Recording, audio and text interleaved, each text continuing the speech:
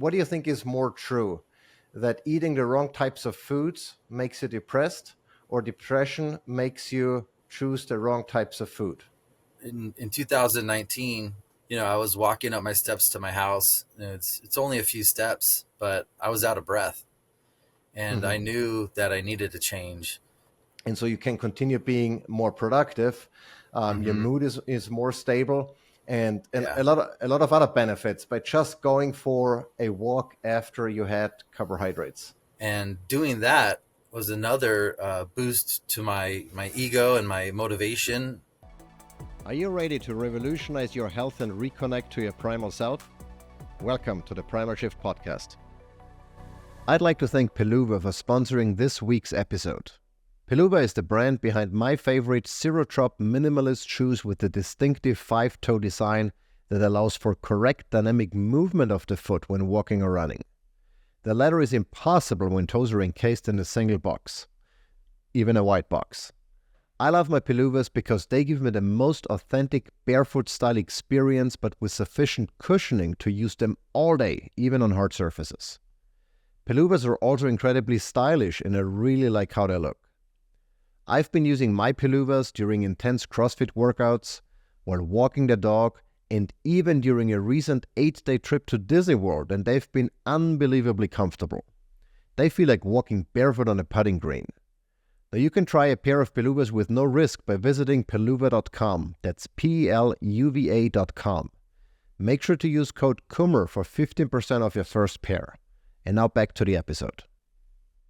Hey Josh, thanks so much for jumping on this call with me. We met at Hack Your Health just a couple of months ago, and we started talking, and you showed me your new book, and I was really intrigued about your story, on how you became an influencer, an advocate for living healthier, for improving your health. And you dealt with a couple of issues in the past that you overcame by making lifestyle choices. We're going to talk about more about your book and all of the things that you do. But first, I'd like to ask you a question, and you just let me know whatever first pops into your head. What do you think is more true? That eating the wrong types of foods makes you depressed, or depression makes you choose the wrong types of food? Wow, Michael, that is a great question. Um, it really goes both ways. But if I had to choose, I think mental health is really the base of what makes you decide to eat the foods that you eat. But also, what you eat affects your mental health as well. So it's Right. really a catch-22. Yeah, and I'm asking this, because there are a lot of people that I've met who try and also do the right things. They exercise, they try to sleep well, they eat well, and Hmm. yet after a while they kind of fall back into their old habits. And then just this morning I reviewed an episode I recorded with someone else a couple of weeks ago, and Danielle Deem was her name, and she Hmm. said that she's had the same experience. And if there is something going on, based on trauma, based on past experiences, that doesn't necessarily put you in a good spot from a mental health perspective, you're much more likely to fall back into your old habits and either Yeah. derail uh, everything you've accomplished, or not see the results that you want in terms of weight loss, in terms of everything that goes along with being healthy and wellness, right? And so is that also something that how did you over, I mean, you said you had you were depressed, and now Yeah. you're not. Hmm. What changed, and what kind of obstacles did you come across as part of your healing journey? Yeah. There's definitely a lot to unpack there. Um, I've struggled with depression my whole life, and in 2019, um, I was walking up my steps to my house. It's only a few steps, but I was out of breath, and I Hmm. knew that I needed to change. And that's when I started speaking with a therapist, and they recommended meditation. Hmm. And I never thought that I would be the type of person to meditate, but I was sick and tired of being sick and tired, and I was open Yeah. to new things. So I tried it out, and it really helped. It really helped me feel good. It helped me feel like I could deal with more stuff throughout the day. And it just made me feel proud of myself that I, sat down and accomplished something. I also started working out and doing strength training a few days a week. And doing that was another boost to my ego and my motivation. The endorphins that are released when you're exercising really help you feel good. And so, just sticking with those two things and being consistent. The the nutrition aspect is really important too. I mean, we're, social creatures, and we like to eat together, and going out to restaurants or going out drinking, it's, such a big part of people's lives. But if Right. you really want to take your health in your own hands, you really have to prioritize your health, and you might have to change some of your habits. How do you do that, especially if you're not in a good spot mentally? One key that I used to help me was replacing candy and chips at night, eating those things at night with fruit. Hmm. Um, eating fruit is it's way better than processed junk foods, and Right. it might be high in sugar, but it's got the fiber, it's got all the other nutrients in it. And with the knee surgery that I had, it was a real struggle because the recovery was a few months before I could get back to working out. But I did what I could. I did, upper body workouts, and I, just tried to walk. Once I was cleared from the doctor to start walking again, I would just walk.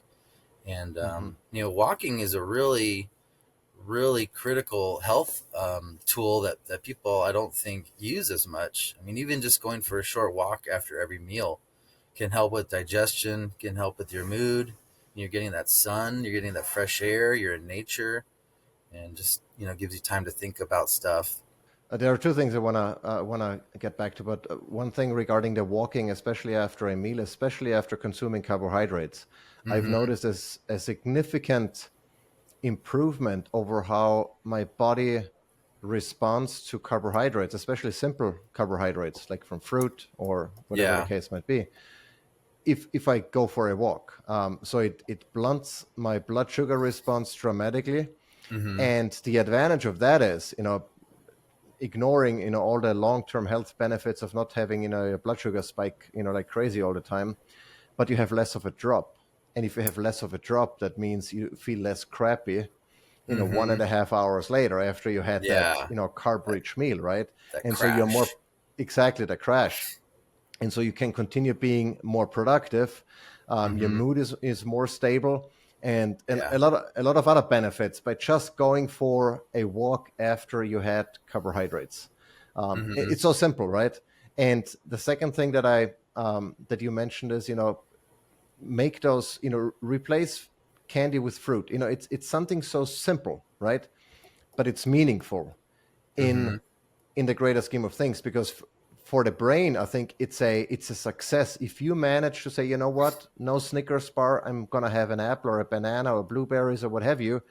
It's a mental win, right? And you Mm-hmm. get addicted to those wins, and by being addicted to your own wins, you are more likely to make better choices because you want to get the reward, right, that you would otherwise get, I guess, from you know the Snickers bar, but now you get it in a different way. It's equally Yeah. rewarding, but significantly better for your body. And I think that's what those meaningful small changes is, if I'm hearing you correctly, is one of the key factors in having success long term. Instead of trying to going from a standard American diet to a carnivore diet overnight, and then you Mm-hmm. fail 2 weeks in because you just can't do it, right? Yeah.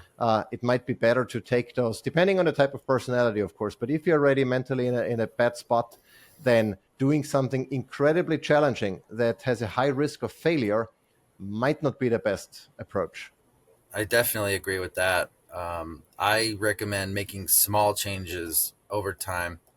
Start with one thing, very small, stick with it for a little bit, and just slowly start adding on more things over time to help you develop habits that'll serve your health, not hurt your health.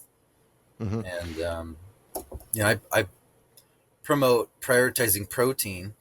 Right. My book is called Living the Protein Lifestyle. And so with that in mind, just making those small changes, add one extra egg to your breakfast, or add an Hmm. extra hamburger patty to your hamburger and skip the fries and the soda. And Right. those kind of small changes really add up over time. Yeah. Yeah. No, I totally agree. And, what's so special about protein? In Protein is the building block of every cell in your body, and it promotes health, helps you build muscle, and and it can help with your mental health too. It's just so critical, and so many people are under consuming protein, whether it's animal proteins, which I recommend, or plant proteins. Just all protein in general, people aren't getting enough. They're Right. eating too much carbs, and they're not eating enough fat either. People forget that there's essential fats, and there aren't any essential carbs. Right, right. That's the only macronutrient that you don't really need to survive.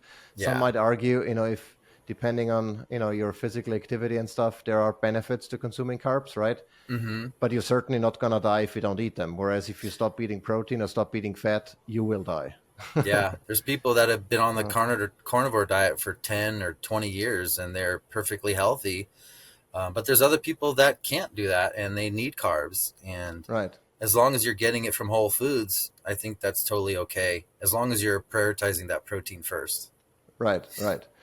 And I've had the experience that if I prioritize protein with every meal, I am significantly less likely to eat something that I shouldn't because I don't have enough room in my stomach for something else. Hmm. If I eat, a pound of meat, let's say, there is very little that I have room for that could potentially derail, my otherwise somewhat solid diet. Yeah. And it's a very easy fix because you're not having to make a choice not to have something. You just don't feel like eating more because you're full, right? By just consuming enough protein, and especially if paired with fat. Um, Hmm. both are very satiating, Yeah, and make it significantly less likely to do something stupid. definitely. So when you had your knee surgery, you obviously couldn't work out, you said, right? Hmm. How did you manage to stay in shape or not gain weight? Because a lot of people think that, oh, if I cannot work out every single day, then I'm going to gain weight. Hmm. That might not necessarily be true, right? What, Yeah. what is what is your take on that? I mean, exercise is critical. Moving, getting your steps in every day, and you only need to do strength training a few times a week, maybe 3 days a week. Getting some mobility in there, like 2 days a week, is important too, and cardio is important. Not as important as I think people may have thought more in the past, especially for weight loss. But but yeah, I mean, if you're limited, if you're recovering from a surgery or an injury, you just got to find something to keep moving and stay active. Hmm. I had some resistance bands that I would use to do upper body exercises when I was still recovering from my knee injury, and then as my knee healed, I would use those bands, the lighter ones, on my legs to start strengthening those muscles again, and just doing whatever you can, just finding a few minutes a day, even if it's not all at one time, even if it's 1 minute here, 1 minute there, that all adds up, and it's so important for your mental and physical health. Right. You mentioned resistance bands. I actually just started experimenting with resistance band training because it literally takes you a couple of minutes, depending on what protocol you follow. You can do it from anywhere. You don't need a lot of space. It's fairly inexpensive, comparatively speaking, and that's your resistance training. And some argue it's significantly better than lifting traditional weights. From a Mm-hmm. risk injury perspective, from a you know muscle building perspective. And Yeah. so there is a lot to be said about something as simple as a couple of resistance bands. Mm-hmm. Yeah, definitely. I went on a road trip last summer, and I didn't know what I was going to do as far as my exercises. And so I bought a couple of resistance bands, and I got a program. And there's different kinds of resistance bands. There's kind of those wider, um, tubular ones, and then there's like longer ones that you can use for all kinds of different stuff. And they're so great, like you said, for traveling. Wherever you are, you can take them. I mean, a lot of people have a hang up about going to a gym. It's intimidating. It's got to take extra time out of your day, and it's not necessary for everyone. It has its place, but you can do stuff at home. You can do body weight exercises, or use resistance bands, or just get creative and find heavy things to use at home, or just a couple of dumbbells. Yeah. So. There are two topics that I want to drill more into because I think they're super important. And one is, the whole mental health aspect of Mm-hmm. overall wellness, which I think is severely underrated. And there is also, I guess, a stigma to it. If you see a therapist, and that means you're crazy. But if you go to a regular doctor for, nobody would question you to say, hey, I'm going to go to a doctor because I feel like something is not right. Everything is Yeah. fine. But if you say, you know what, I don't really feel good. I've not been feeling great lately. I want to go to a therapist, to help me figure out what's going on. It's like, that guy is crazy, you know. And so what is your take in terms of should everyone be having or seeing a therapist? Do you think that should be part of everyone's tool belt to have access to someone to talk to discuss? And I'm saying this because we usually people think, I'm fine, both from a Mm-hmm. mental as well as physical health perspective, right? Unless something Yeah. is seriously wrong, everyone is fine, even though they are not. I thought that I was physically fine for most of my life until I realized that nothing was fine. I just thought it was normal to feel a certain way. And the same goes with mental health aspects. I mean, just looking back at childhood, at previous generations, how our parents and their parents grew up, what they endured, be it the war or something else. Everyone has trauma, everyone has baggage, everyone has something that is negatively influencing how they respond, either raising the kids or making food choices, making whatever. There is so much influence in our past experiences, and nobody seems to be realizing that. What is your take on that, and what should everyone be doing, to kind of a understand, and b Mm-hmm. maybe fix some of those issues? Yeah. Yeah. I argue that mental health is the most important aspect of overall health. And I do think everyone should be talking to a therapist, even if you don't have really big issues and you don't feel like you need to. I think it's really important for everyone to have someone to talk to that's unbiased and trained Hmm. in mental health, and that can help you work through things. In the past, I think mental health, like you were saying, was more not talked about, and people just kind of dealt with whatever they were struggling with, especially men. You kind of used to have to be tough, and it wasn't really acceptable to talk about how you're feeling.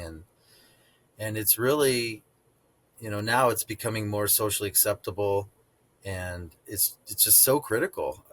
If you're not motivated to take care of yourself, you're not going to work out, you're not going to make the right food choices.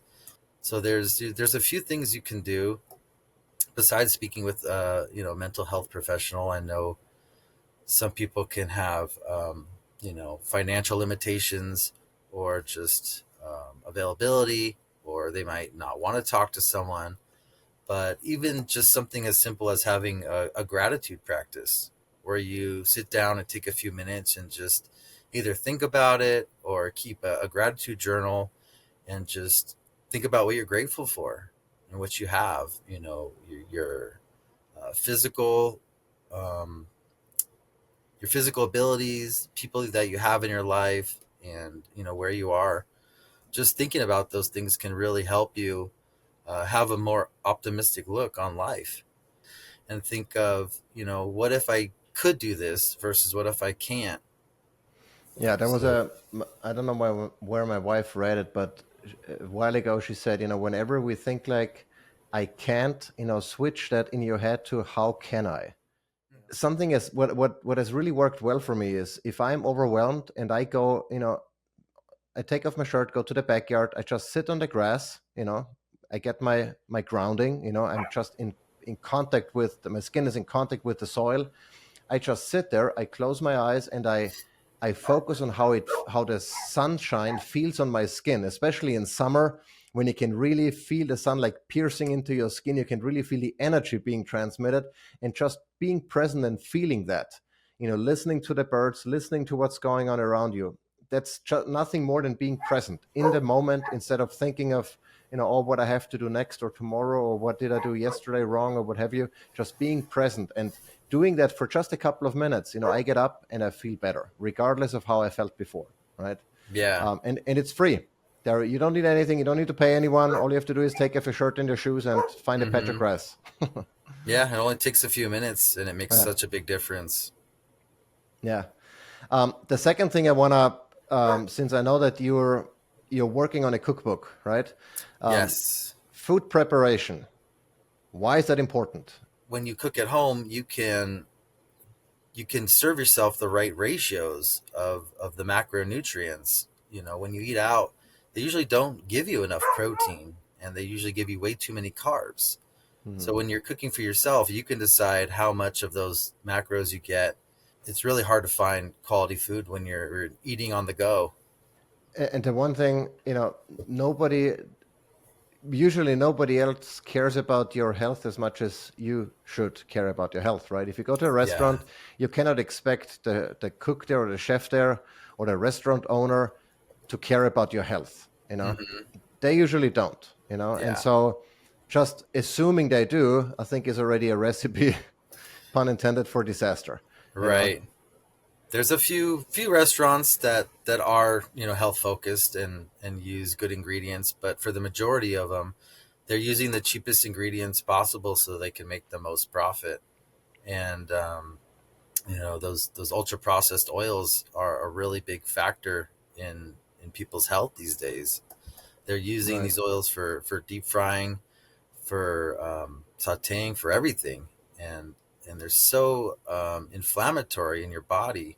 It really causes a lot of damage and a lot of problems. So if you can, just cook yourself as much as you can, and when you go out, try to limit these bad foods when you can by making good choices, um, trying to order just a side of steak or some hamburger patties. Try to skip the fries, and you can even ask them if they can prepare your food with butter. That's helpful too. Yeah, we always do that, and even sometimes, like yesterday, actually, we ordered some food from a local restaurant here, and instead of letting them choose the container that they would put the food in, which is usually plastic or aluminum, Hmm. we said, you know what, we're gonna bring our own glass containers. Please put the Yeah. food in there, and we'll take it home that way. Because heat Hmm. and plastic, obviously not a good thing. And those Yeah. plastic containers they use in the restaurants, those are not, the highest quality plastic Hmm. containers that are less likely to leach endocrine disrupting chemicals into the food. Those are the Yes. cheapest ones, obviously, because they're throwaway, Hmm. containers. And you can be sure as hell that by the time you get home, you have estrogen in that food. Right. Yeah. All the foods at restaurants are packaged in plastic, and they're all Mhm. pre-made, and they're basically just reheating these foods, and there's so many problems with all that. When you're on the road, it's hard. It's easy to go to most fast food places and just get a hamburger patty and or a couple, and just eat those to get you by. Yeah, I remember several years ago, we went to Costa Rica, or we were in Costa Rica, and on the way home from the beach, it was like a 5 hour car drive or something.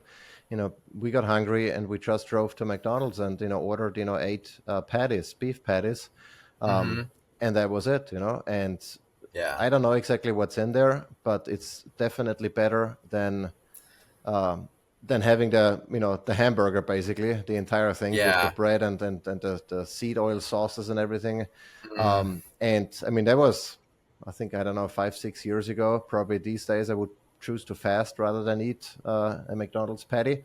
But nevertheless, it was definitely the better choice than we could have made otherwise. And doing better, I think, do something better than you did yesterday, I think is always a good Mm-hmm. strategy, because if you keep doing that, at some point you're gonna end up where the choice is no longer bad. It's mostly good, and that certainly will put you on the right path rather than making the same poor choices over and over again. All Yeah. right. So there is one book you already published. You actually got me a copy. I have it in my shelf behind me. There is another one you're working on, the cookbook, right? Where can people Yes. find those books and more about you if they want to learn? And what else? What is next for you besides writing those books, publishing those books? What are you up to? Yeah. Well, so I published "Living the Protein Lifestyle" last December, and that's the one that you read, and that's the story of my journey, my health evolution, I like to call it, and it includes the strategies and methods that I use to find lasting success. I lost over 70 pounds, um, and I had that knee surgery, and I lost a job, but I was still able to stick with my healthy habits, and I feel great. I feel better than I ever have before. I just turned 40, and then just this past May, I published a workbook Mm-hmm. to go along with the book. It's a step by step guide to help you launch your health evolution. And it has a lot of the same information in the book, my first book, but it includes self assessments and action steps and a ton of resources for every topic to help people get into these different areas of health and start working on themselves. And the cookbook, the Protein Lifestyle Cookbook, is going to be coming out in December.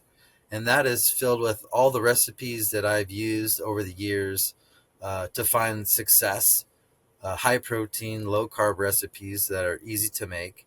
So I'm busy recipe testing and, Mm-hmm. writing out the recipes. And I'm very excited to share those with everyone. But in between all that, I just published another book on irritable bowel syndrome. All right. Um, that's this book right here. Uh-huh. 1 in 5 That's people are struggling with digestive issues these days, and yeah. it's all about the food. I started writing this book because two of my family members were struggling with irritable bowel, and I wanted to be able to help them. And Mm-hmm. everything in the other two books, it's all the same stuff. Yeah. It's all about nutrition and fitness and mental health. And so I wrote this book geared towards IBS, and I hope I can help as many people as I can. Um, but all of my books are available on Amazon. All I've right. Make got sure to include the links down there. paperback. Yeah, I got audiobooks, ebooks, so you can get the information in whatever format suits you. Um, and then I've got a ton of free resources, including my top 3 high protein, easy to make recipes on my website, joshnoland.com. That's JOSHNOLAND.com. So if you want to learn more or get some free resources, check it out. All right, right on. Yeah, I'm looking forward to that cookbook because, a lot of people, I think, struggle if they start on a particular diet, and especially if it's a diet that's, I guess, that they would consider restrictive compared to the standard American diet where everything goes, right? Uh, Yeah, a lot of the people, sad diet. get bored of you know of eating only meat or eating only low carb or whatever the case might be. But Mm-hmm. food doesn't have to be boring, or food can be healthy and exciting and delicious at the Yes. same time if you know what you're Mm-hmm. doing, right? If you know how Definitely. to use the tools at your disposal. And so a good cookbook, especially you know my wife is the one cooking most of the time, and so I noticed that um, the more input she gets in terms of different recipes, in terms of how to make something very simple, very exciting Mm-hmm. looking or exciting tasting, the easier it is to stick to it, and to easier it is then to convince the rest of your family who might not be on board with your newly found desire to be healthier, to come on Yes. board and join you and support you. And so I think that's a cookbook is always something very useful to have in your tool belt.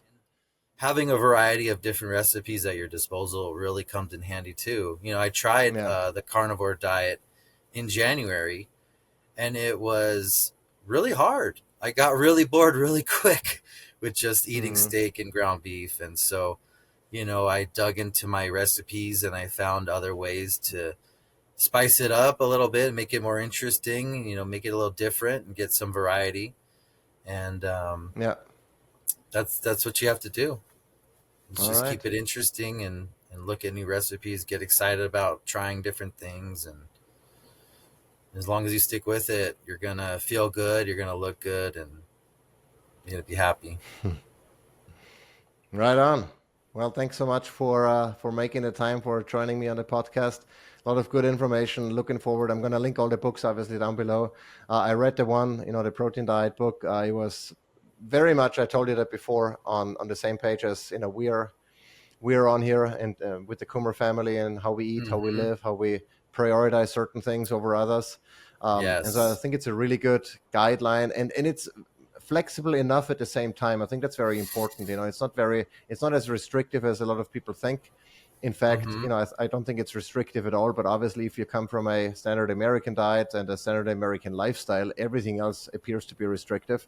But Yeah. once you get your head around that and get used to making better choices, you'll find that there is a lot of wiggle room to make your lifestyle and make it work for you depending on or regardless of what circumstances you're in. All Yeah. right, cool. Thanks, Thank you man. so much for having Appreciate me, it. Michael. I really appreciate it. Yeah. Same here, and will let you know once the episode goes live. Sounds good. Take care. All right. Thanks, man. Bye. Next on the Primal Shift podcast, get ready for a deep dive into the truth behind your dog's diet. Why are dogs natural-born meat eaters, and what are the misconceptions even your vet might be pushing? In this upcoming episode, we'll explore canine ancestry, physiology, and our personal experience feeding a raw meat diet to Ribeye, our German Shepherd. Learn how this diet contrasts with the common kibble most dogs are on today and why it could be harming your pet. Get ready to challenge the status quo and rethink what's really best for your four-legged friend. Tune in